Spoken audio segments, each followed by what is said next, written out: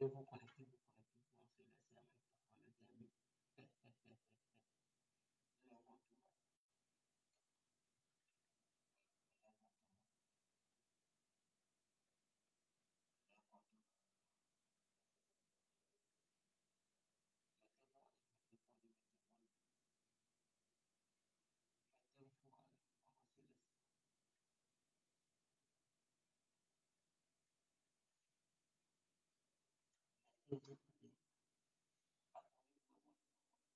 Abonnez-vous sur la page Dégué Complet. Voilà, sur cette page où on fait le direct en ce moment. N'hésitez surtout pas à vous abonner. C'est très important. Donc, nous allons pas trop continuer. Voilà.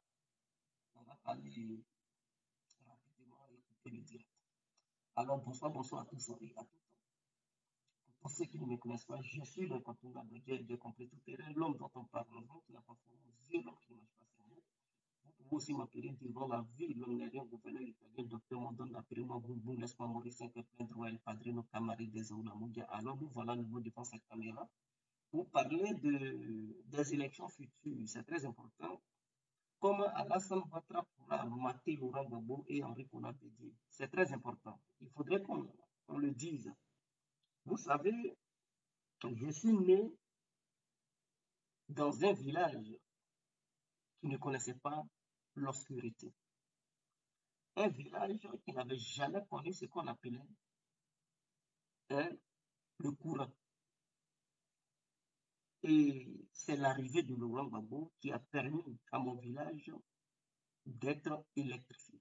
C'est très important parce que pendant que Henri Konan Bédié était au pouvoir, ce village n'avait jamais connu ce qu'on appelle l'électricité. Il n'a pas électrifié mon village. Donc, rien ne peut me pousser à aller voter Henri Konan Bédié. Je dis, rien ne peut me pousser à aller voter Henri Konan Bédié parce qu'il n'a jamais été un président qui a permis à ce que moi, mon village, quitte dans l'obscurité. Il a régné sur la Côte d'Ivoire, il n'a jamais aidé mon village et il ne pourra plus aider mon village. Ainsi que ma région, le sud de Bandama, ainsi que ma grande ville d'Ivo. Donc, si on me demandait de voter un candidat, je ne pourrais jamais voter Henri Konan Bédié. Ça, c'est clair. Et il y a beaucoup de personnes qui pensent de la même manière. Ceux qui vont le voter, c'est où il a rangé pendant qu'il régnait. Je dis pendant qu'il régnait, là où il a investi, là où il a développé, ce sont les gens de là-bas qui peuvent le voter. Sinon, là où il n'a pas travaillé, là, personne ne peut le voter là. Il faudrait que ça soit clair. Ce qui m'avait poussé à soutenir Laurent Gbagbo parce qu'il avait aidé mon village à sortir de l'obscurité. Grâce à Laurent Gbagbo, mon village a été électrifié. Grâce à Laurent Gbagbo, mon village a été connu. Parce que c'est un village très, très stratégique qui est une très grande voie principale que la Côte d'Ivoire devait utiliser pour ses business. Donc, cette grande voie traverse mon village, divise mon village en deux parties. Mais jusqu'à présent, ce village n'a pas encore été bituminé. Alors, j'ai eu la chance de causer avec quelqu'un du village et il m'a fait comprendre que les choses ont évolué de façon positive. Ça évolue comment? Il dit ça évolue parce qu'ils sont à mettre une antenne téléphonique. Parce que là-bas, pour avoir le réseau, c'est compliqué. Pour appeler les parents, les joindre, c'est tout un problème parce qu'il y a un problème de communication. Le réseau n'y arrive pas assez. Donc, les gens sont obligés de se déplacer pour aller chercher un réseau dans des endroits. Donc, avec cette antenne qui est en train d'être installée dans mon village, il y aura du réseau partout. Les gens ne pourront plus, je dis bien les gens ne pourront plus se déplacer pour aller chercher un réseau n'importe comment. Et ça, c'est grâce à Alassane Ouattara. Est-ce que vous comprenez? Gbagbo a mis pour eux, Alassane est en train d'envoyer une antenne téléphonique. En dehors de ça, mon ami me fait comprendre que la route qui traverse mon village, c'est une grande voie. Divo Fresco, là, c'est pas une petite voie. Je dis bien Divo Fresco. est une grande voie.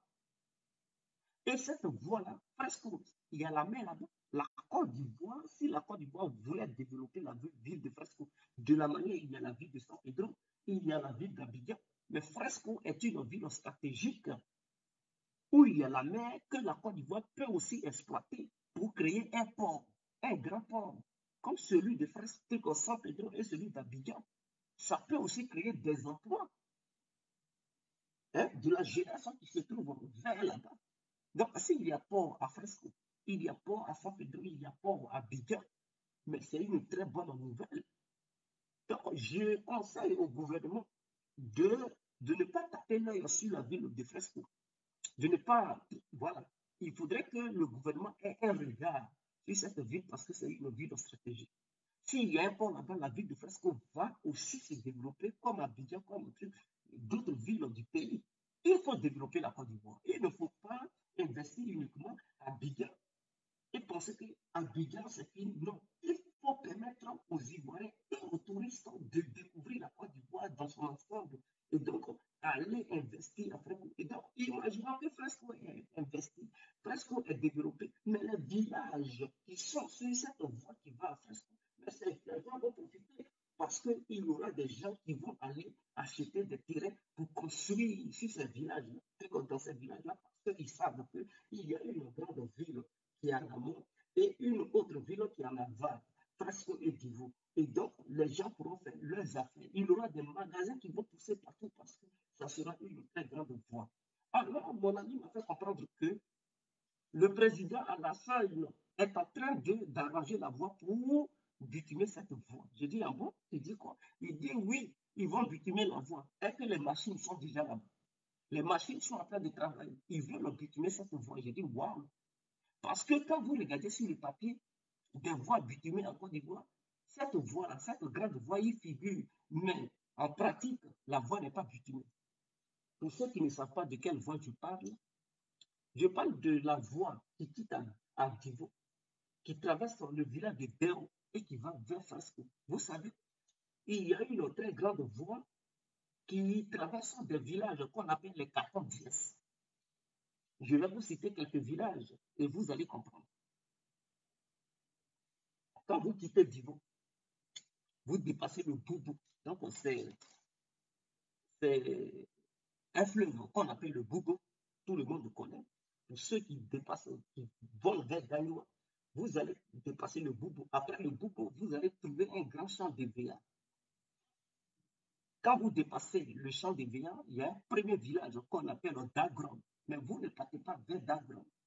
Donc, le premier village qui est sur la voie, l'axe Divo Gagnoua, qu'on appelle Dagron, avant d'arriver à Dagron, il y a une très grande voie, hein, qui n'est pas bitumée, qui va à votre gauche. Quand vous empruntez cette voie, vous allez trouver un premier village qu'on appelle Djokobakro. C'est une très grande voie. Djokobakro, vous traversez Djokobakro, vous allez trouver Ziki Diès. Vous traversez Ziki Diès, vous allez trouver Nyama Diès. Vous traversez Nyama Diès, vous allez trouver Dero. Vous dépassez Dero, vous partez directement à Hermakono. Il y a Hermakono à votre gauche. Quand vous partez tout droit, vous allez trouver Fresco. Fresco, vous passez vers la côtière. Vers Fresco, vous partez à San Pedro. Donc, c'est une grande voie. Non seulement ça quitte à Divo, ça va vers Fresco. Fresco, vous partez vers San Pedro.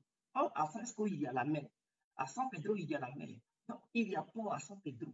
Il y a port à Abidjan. Est-ce que dans un pays comme la Côte d'Ivoire, 2 ports suffisent pour un grand pays comme la Côte d'Ivoire? Non, 2 ports ne suffisent pas. Il faut au moins à la Côte d'Ivoire au moins 5 ports ou 6 ports. Ah oui, et plusieurs aéroports. Moi, c'est comme ça que je vois les choses.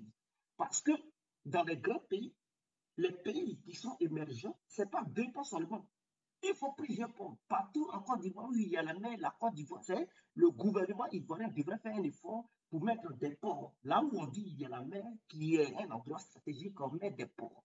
Ça crée des emplois. Les douaniers vont aller là-bas. Les gens qui sont dans la région vont travailler.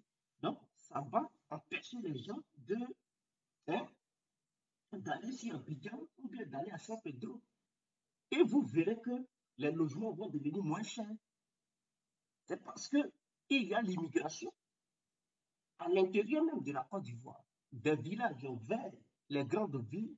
Voilà pourquoi les logements deviennent chers, la vie devient chère. Mais il faut départager la richesse de la Côte d'Ivoire. Au lieu de mettre la richesse de la Côte d'Ivoire à Abidjan ou à San Pedro, il faut départager ça pour que chaque région puisse aussi avoir sa part. Donc, des gens, vous savez que dans votre région, le gouvernement a créé une richesse. Vous allez partir chercher quoi à Abidjan? Au lieu de construire à Abidjan, tu vas construire dans ta région. Ça permet à la Côte d'Ivoire de se développer. Et des gens qui rêvent de construire à Abidjan, ils voient que non, ce n'est pas Abidjan seulement qui est le centre des intérêts de Côte d'Ivoire. Ils savent qu'il y a d'autres villes qui sont là-bas, qui sont aussi voilà, bien où on peut faire des affaires. Au lieu de mettre leur business à Abidjan, ils vont préférer aller mettre ça dans d'autres villes. Donc, voici un peu le gouvernement. Donc, si le gouvernement met Goudron là-bas, mais en termes de communication, moi, je vais voter le RADP en 2025, mais c'est clair. Gbagbo a mis courage, il a voté, et les gens de là-bas ont voté massivement Gbagbo. Donc, si Alassane Ouattara, il le fait, les gens vont le voter. C'est clair. Lui qui fait ton affaire, c'est lui. C'est lui que tu donnes ta voix. C'est à lui que tu donnes ta voix. Tu ne peux pas donner ta voix à quelqu'un qui ne fait pas ton affaire. Aujourd'hui, de dire qui va lui donner ses voix. Qui va donner ses voix à truc à Bédier? Il n'a pas fait quoi que ce soit. Donc, ceux qui font tes affaires, là, c'est à ceux-là que tu donnes truc tes voix. C'est clair. Donc, si Alassane Ouattara, il développe au niveau, il fait truc, mais les gens, parce que je vous ai dit, j'ai critiqué la politique d'Alassane et je critique ça tout le temps. Mais quand c'est bon, là, à un moment donné, il faut reconnaître que c'est bon. Quand c'est pas bon, il faut dénoncer. Quand c'est bon, il faut dire oui, c'est bon. Ah, tiens, on ne peut pas. Oui, tu peux critiquer quelqu'un, tu peux dire à la personne, la personne est mauvaise dans ceci, cela, mais le jour où la personne mène des choses, fait des choses, pose des pas que tu trouves que non, ce pas-là est un bon pas. Il faut apprécier ça. C'est pas tout le temps on va déprécier les choses. Donc, s'il met Goudron, je suis content. Tout ça, est-ce que je vais le critiquer pour dire, ouais, non, non, non, non. Le Goudron est le bienvenu. Au contraire, ça va attirer les gens. Mon village, il y aura Goudron. Dans mon village, il y aura une antenne de communication. Et donc, mon village n'est pas loin de Divo. C'est situé entre Divo et Frasco. Imaginons les gens, les riches, au lieu de rester au centre-ville de Divo, pourquoi ne pas acheter un terrain dans un village aux alentours pour construire ma grande maison et de là-bas, chaque matin, aller à Divo pour travailler ou bien faire mes affaires. En ce moment, si tu es véhiculé pour te déplacer, c'est rapide, puisque la voie est bitumée. Donc, tu peux aller à Divo le plus tôt possible. C'est comme ça que les pays se développent. Au lieu d'aller acheter à Divo-Ville un terrain qui est coûteux, au village, là-bas, ils vont te donner un terrain moins cher. J'ai dit moins cher. C'est-à-dire, même quand tu as 1 million, on te propose déjà 1 hectare de terrain. 1 million. On dit, il y a 1 hectare. 1 million, ça coûte 1 hectare. Bon, tu regardes Abidjan, les 1 million là peuvent même pas acheter un terrain. À Divo-Ville même, 1 million là, ça ne peut pas acheter un terrain. Si ça veut acheter un terrain, c'est 25 mètres carrés. On te propose 25 mètres carrés à Divo, centre-ville. Bon, les 1 million là, les mêmes 1 million là, on te dit un village situé à 10 km de Divo, ça fait 1 hectare de terrain. Il y a eu une grande voie, c'est bien bitumé. Tu vas aller où? Tu vas construire à Divo ou bien tu vas construire dans le village. Tu peux quitter un autre village, hein, tu peux quitter une ville pour aller construire ailleurs. Moi, là, si c'est moi, je vais préférer le village. Je m'avais, avec les 1 million, je paye mon terrain, 1 hectare de terrain. Donc, je deviens propriétaire terrien. Est-ce que vous comprenez? Et donc, du coup, avec les 1 million là, que je vais prendre pour acheter 1 hectare de terrain, il y a assez d'espace. Je peux construire une grosse maison. Je peux construire tout ce que je veux. Et puis, il y aura de l'espace pour les enfants. Donc, si c'est un ville, pour avoir 1 hectare de terrain à terre, tu vas saigner.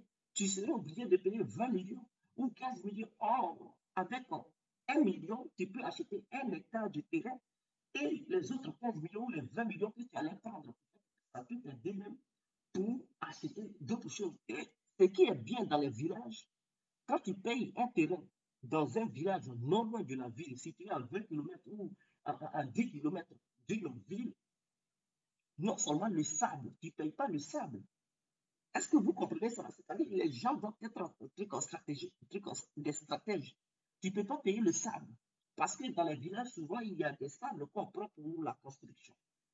Et donc, il y a des gens, ils ont des terrains où tous les villageois s'en vont creuser du sable. Donc, c'est à ces gens-là que tu vois.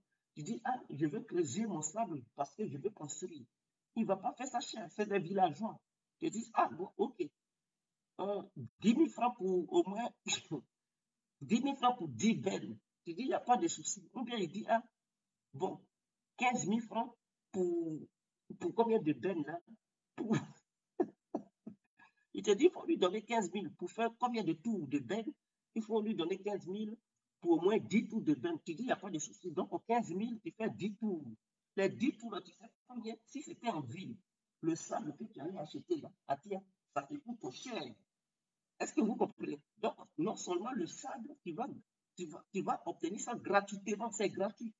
Tout ce que tu vas acheter, c'est ciment, avec les fer. Et puis la main d'œuvre.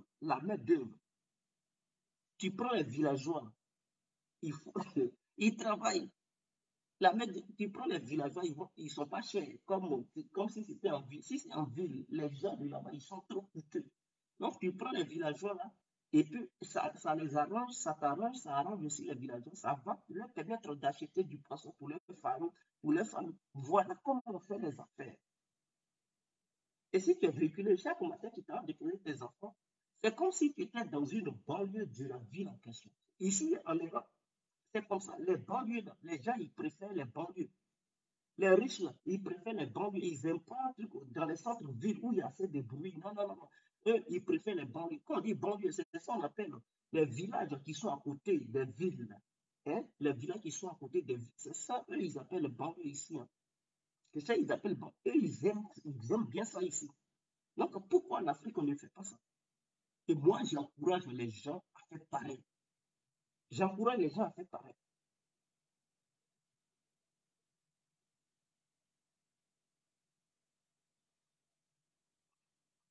Non, ce n'est pas une histoire de politiser.